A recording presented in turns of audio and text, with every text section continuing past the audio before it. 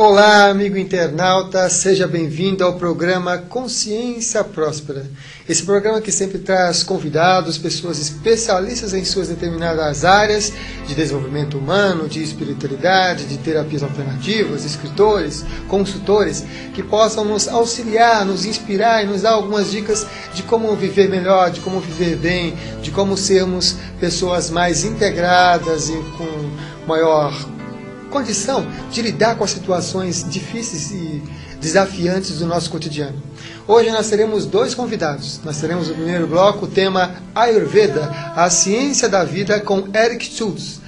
Falei certo? Depois vou confirmar com o nosso convidado se eu falei certo ou não, senão a gente retoma aqui o tema e fala qual é o nome correto do nosso convidado de hoje. No segundo bloco nós vamos ter a participação de Gilberto Cabege. Inclusive, vou convidar vocês a participarem aqui do chat, porque vocês podem concorrer a 2 livros. Por favor, Ale, mostra aí a capa dos 2 livros que você pode estar concorrendo, participando aqui do chat. Isso, olha aí. São 2 livros do autor Gilberto Cabege, que são Antes Tarde do que Nunca e Todo Dia é Dia de Ser Feliz. E Todo Dia é Dia de Ser Feliz é o tema do segundo bloco do programa de hoje, Consciência Próspera. Então, estamos começando agora, Consciência Próspera, sempre incentivando você e dizendo que o programa é seu e é para você e você pode participar aí via chat mandando suas questões. Recebo então aqui no programa Consciência Próspera, agora desta vez para falar sobre Ayurveda, né? Que já teve presente aqui o Eric Schultz. Isso. Acertei, estamos quase craque aqui. Hoje ele vai estar falando sobre Ayurveda. Por favor, Eric, o que seria Ayurveda? Ayurveda é uma ciência, uma arte que nasceu na Índia. Aproximadamente 3.000 anos atrás ela foi sistematizada pelos acharyas, pelos sábios, pelos grandes rishis, que são sábios da Índia, e eles construíram, organizaram uma ciência nativa da região da Índia, dos vários povos nativos da Índia, porque na Índia, naquela época, não era um país como é hoje. Sim. Eram várias tribos, vamos chamar assim. Eles organizaram tudo isso num segmento só e chamaram isso de Ayurveda. Né? Isso foi aproximadamente há 3.000 anos, essa sistematização. Obviamente o Ayurveda é muito mais antigo do que isso, mas não tem como dar uma data, né? Específica de quando é que surgiu. Nenhuma medicina nativa tem como dar uma data. Desde que o homem é homem, ele busca a cura ou o equilíbrio com a natureza de alguma forma. Cada tradição de uma forma diferente, mas desde que o homem é homem, o ser humano é ser humano, ele busca isso. E você, como ser humano, como é que foi o seu despertar, a sua busca dessa cultura hindu? Eu tenho uma influência que veio pelos meus pais, né? Sim. A minha mãe, em 1971 para 72, ela entrou numa instituição chamada Shuddha Dharma Mandala, uma escola milenária indiana, bem antiga, e a partir dali ela começou o desenvolvimento dela pessoal. Esse desenvolvimento, obviamente, foi passando para toda a nossa família, para o meu pai, e logo depois veio a minha irmã, minha outra irmã, e ela sempre nos deixou muito livre. Mas essa liberdade, ao mesmo tempo, te chama mais, né? Se ela tivesse, eu acho que, falado, vai, vamos, eu não teria ido. Mas eu fui, por livre e espontânea vontade. Melhor, né, do que forçado. E foi maravilhoso isso, porque eu fui praticando, e uma das técnicas que a gente usa para desenvolvimento dentro da escola é o yoga. Sim. O yoga veio como ferramenta, como é o yoga feito na sua forma original, para desenvolvimento, não para você ficar se esticando ou fazendo exercício, criar musculatura. O yoga ele tem a função de desenvolvimento mental, espiritual. Isso é uma coisa interessante para a gente desmistificar, porque às vezes as pessoas agora entrando também nas academias ficam uma coisa mais física, mais corporal. E não é. O yoga na sua origem ele é para desenvolvimento pessoal, físico, até o físico. Sim. Mas como meu mestre sempre brincava, você faz os asanas do yoga para preparar o seu corpo físico para você aguentar ficar meditando durante horas, que aí você vai ter condicionamento físico, né? E aí como ele brincava, e se você não gosta de asana, vai correr, vai fazer natação, não importa. O importante é ter o corpo saudável. E aí isso foi desenvolvendo. Com 14, 15, 16 anos, naquela proximidade, me interessei muito pelo Ayurveda e comecei a estudar a partir daquele momento. E aí, obviamente, acoplado com massagens, não sendo ayurvédicas, mas para aprimorar mais o conceito de saúde, numa saúde como saúde, não como doença, né? Porque, infelizmente, o que a gente fala que é fala que é uma medicina no Ocidente, fala-se mais de doença do que de saúde. É uma pena, infelizmente. A gente está falando sobre a cultura e sobre o sistema da Ayurveda, né? E a gente sabe que o estudo, a base dessa filosofia vem dos Vedas. O que seriam os Vedas, para a pessoa entender um pouco mais isso? O Ayurveda se baseou inicialmente, aqueles rishis antigos que eu comentei, eles se basearam inicialmente nos Vedas para escrever os primeiros tratados. Sim. Os Vedas, num determinado momento da humanidade, naquela região ali do sul da Índia, eles escreveram os Vedas. Os Vedas é muito parecido com o Ayurveda nessa questão. Imagina uma compilação de versos dos grandes rishis de diversas regiões. É uma forma de sistematizar. Se eu posso dizer, não com toda certeza do mundo, mas no meu estudo eu vejo a Índia um dos primeiros povos, um dos primeiros países a começar a sistematização, a organizar tudo isso. Por isso que quando a gente fala, o primeiro livro que você tem notícia no mundo é na Índia, primeira não sei o que na Índia. Não é que o indiano é o mais antigo do mundo, não é isso. Mas alguma coisa tinha naquele povo que eles começaram a sistematizar, escrever livro, e pega conhecimento daqui, conhecimento dali, vamos escrever. E acabou isso fazendo a Índia um país, um povo muito importante no desenvolvimento da escrita, desenvolvimento da medicina, do yoga, da meditação, da própria religiosidade e assim por diante. Então os Vedas, ele é a base para muitas coisas na Índia, também para o Ayurveda. Lógico que com o decorrer do tempo, o Ayurveda foi bebendo de outras fontes também, não só dos Vedas. Muita gente fala isso, né? O Ayurveda é um Upaveda. Realmente, o Upaveda é um Veda secundário. Ele saiu dos Vedas. Mas no decorrer dos anos, o Ayurveda, ele bebeu do Tantra, ele bebeu dos Vedas, Vedanta, do Advaita Vedanta e tudo mais. Ele bebeu do Shivaísmo, ele bebeu pouquinho do cristianismo também, quando o cristianismo chegou lá, de várias tradições, né? Porque a gente sabe, a partir do momento que eu tenho uma tradição minha, pessoal, e eu começo a praticar aquilo no meu dia a dia, eu acabo inconscientemente agregando alguma coisa daquela minha tradição. Isso vamos dizer que os indianos, ele é bem parecido com os brasileiros, vai agregando as informações. Exatamente, vai utilizando aquilo que é útil para. Eu acho que a única diferença que a gente pode dizer com certeza isso, o indiano agrega, mas ele sabe ainda diferenciar o que é tradicional e o que não é. E o brasileiro faz uma mistureba e tem uma hora que ele não sabe mais o que é tradicional, acaba não sabendo mesmo, não é nem por ignorância ou por maldade, acaba não sabendo mesmo, porque qual é a fonte, infelizmente. Das informações. E do indiano já tem aquela questão do vivek, já tem um discernimento de saber exatamente. Aquilo é tradição, mas isso daqui também é bom, com certeza. sempre. Muito bom. E a gente vai ver agora as participações aqui via chat. Olá, Eric, por favor, fale um pouco sobre a relação entre a Ayurveda e qualidade de vida. Grande abraço, é a Sandra Cristina. Olha, o Ayurveda, a base do Ayurveda é a qualidade de vida. Em que sentido? O Ayurveda, diferente de outras medicinas que a gente encontra no nosso planeta, o Ayurveda, o ponto principal do Ayurveda é prevenção e manutenção da saúde. Então, isso é um estilo de vida saudável, é equilíbrio, antes de tudo. Então, muitas vezes, muitos profissionais de Ayurveda nem falam em doença, porque no conceito dele, o quê? Se você tiver uma prevenção e tiver uma manutenção, doença não existe. Que no Ayurveda não existe esse conceito da palavra doença, né? E qual é que é a visão da Ayurveda em relação à doença? A visão da Ayurveda em relação à doença é o seguinte: antes de tudo, nós temos os 5 elementos. O Ayurveda acredita que tudo na natureza, e o homem está na natureza, eu já vi muita gente falar assim, porque tem a natureza e o ser humano. A gente faz em outro planeta, a gente somos ETs que viemos para o planeta, só pode ser, né, a visão deles. Mesmo o ET que veio, ele faz parte da natureza. Né? Bem, enfim. E eles acreditam que tudo na natureza, incluindo o ser humano, tem os 5 elementos. Até a madeira, o plástico, a água, tudo tem os 5 elementos. Obviamente, isso em proporções diferenciadas. Então, acredita-se que o que é a doença, o que nós chamamos de desarmonia.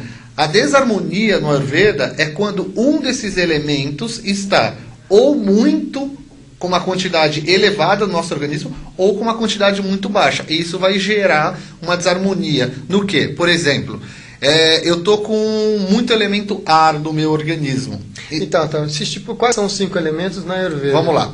Fogo, água, terra, ar e éter. O éter, normalmente, que as pessoas têm mais dificuldade, o éter é a vibração. é o espaço, né? Sim, aí você continua a explicação, você estava com, se a pessoa tem muito ar. Por exemplo, vamos dar um exemplo para as pessoas entenderem.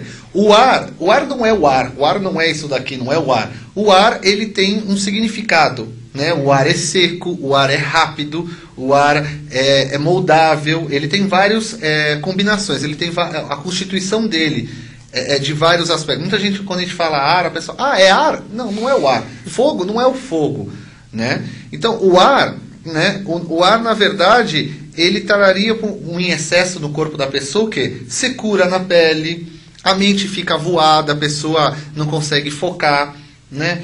E diversos outros fatores, perda de peso, etc. Aí vai tendo uma infinidade de coisas. O fogo pode trazer excesso de oleosidade na pele, prurido na pele, porque não, vermelhidão na pele. Estou colocando a parte física, né? Sim. Na mente, uma pessoa extremamente nervosa, uma pessoa brava, intestino solto, alguns exemplos assim, né? Porque é lógico que isso é muito relativo.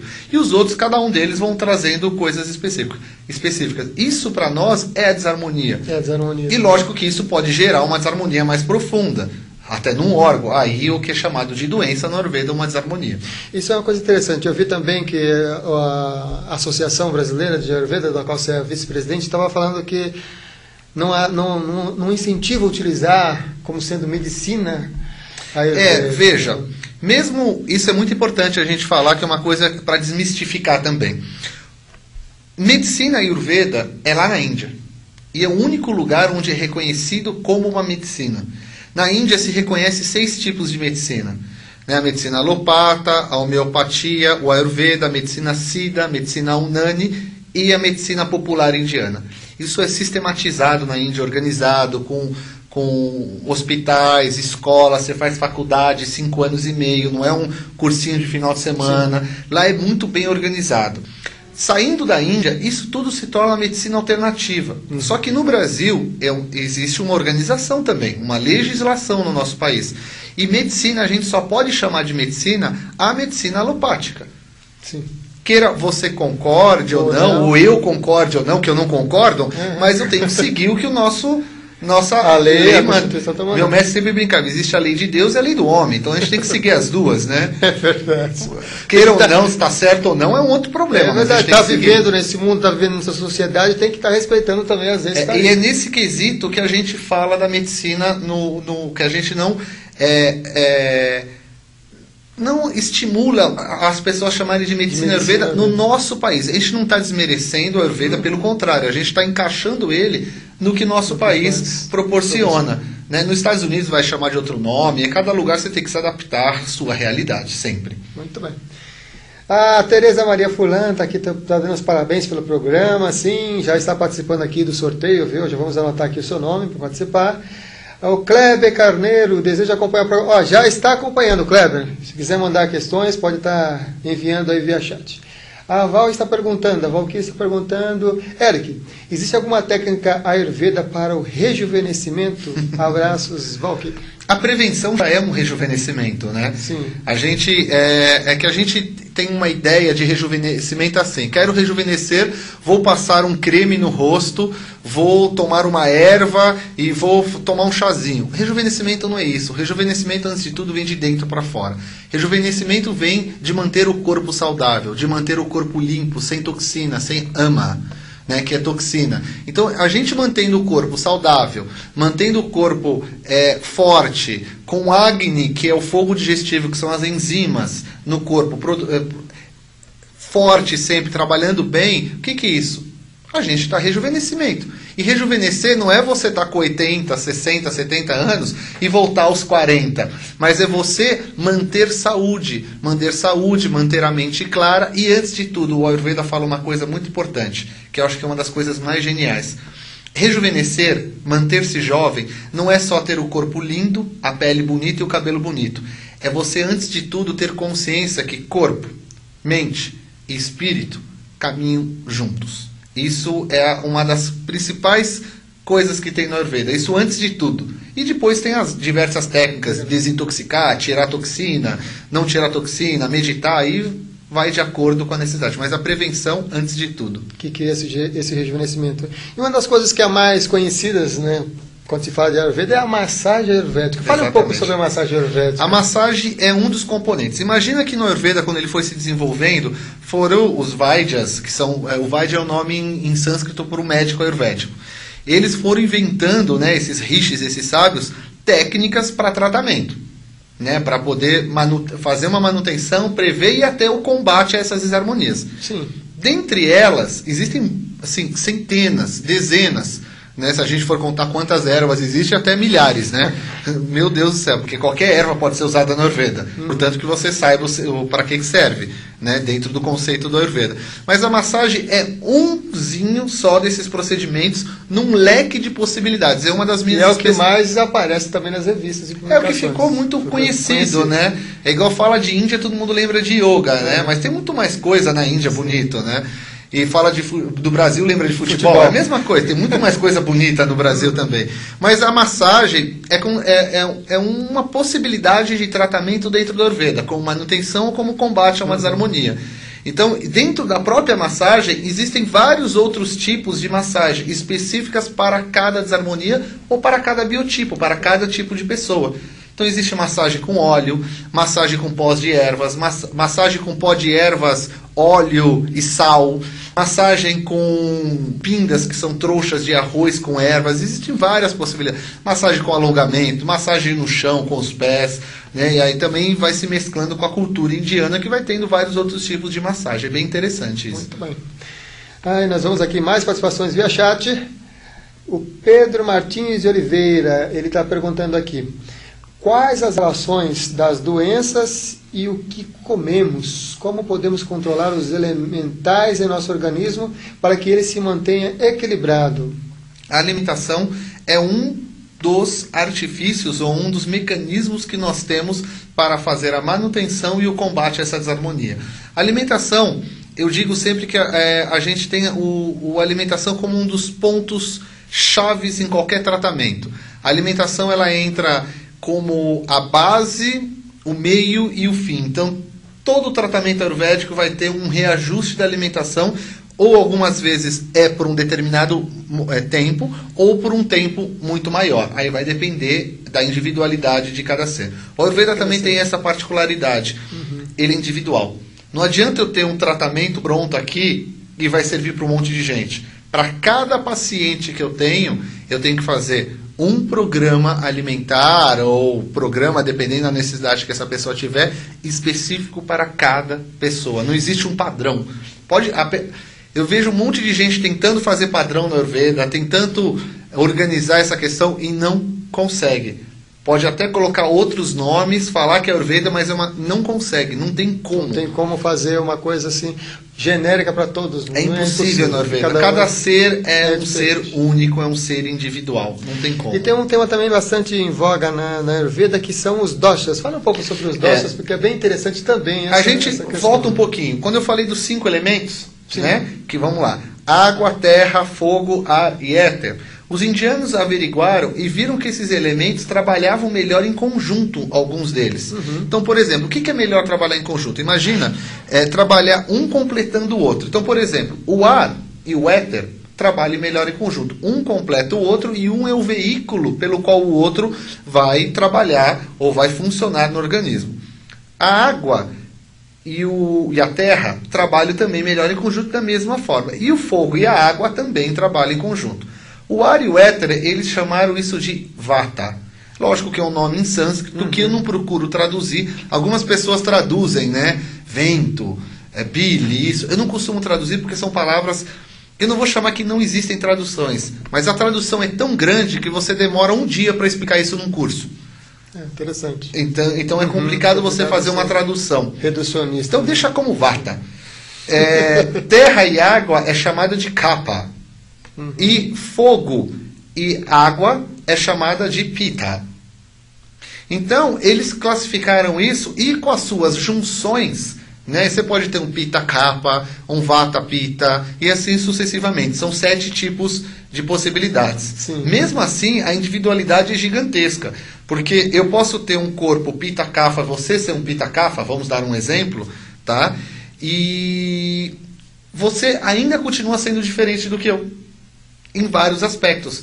Porque meu nariz pode ser pita, mas seu nariz pode ser cafa. Isso não quer dizer que a gente vai ser diferente. Num total, a gente acaba sendo pita-cafa da mesma forma. Mas o conhecimento desses doxas auxilia o terapeuta, aquele que está fazendo aquela atividade, a pessoa, em que sentido? Isso é a base do Ayurveda. Né? Porque é isso que diferencia, isso que dá individualidade para cada ser. Então, através de um diagnóstico, de uma avaliação que você faz com uma pessoa, detalhado, não é uma avaliação que você faz assim, com um questionáriozinho, escrito em livro, isso não existe dentro do Ayurveda.